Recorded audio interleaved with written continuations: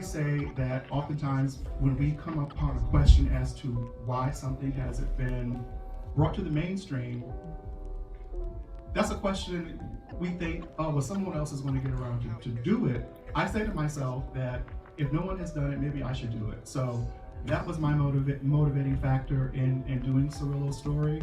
And I think what was interesting about, I think a few other films highlighted the civil rights movement, and with the loss of Jesse Jackson recently, I felt that a lot of the pioneers, some I learned about today, I had no idea, like with your film and the last film that we just saw, that as filmmakers, we have the responsibility of telling the history, capturing the history, because if not, it will be lost.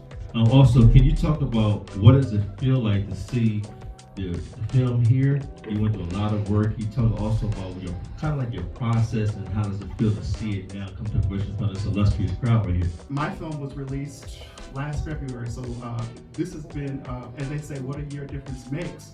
I had a theatrical release in the Atlanta market, and what was so surreal, like it still is today, is people decided to spend their money and their time to come out to watch something about someone that they don't know. So to have you guys come, ladies and gentlemen rather, come out to support filmmakers means the world to me, and I would imagine to these other filmmakers as well. So thank you. Why not I guess a full feature? You mentioned the finances, but I'm always an advocate that there's always a way.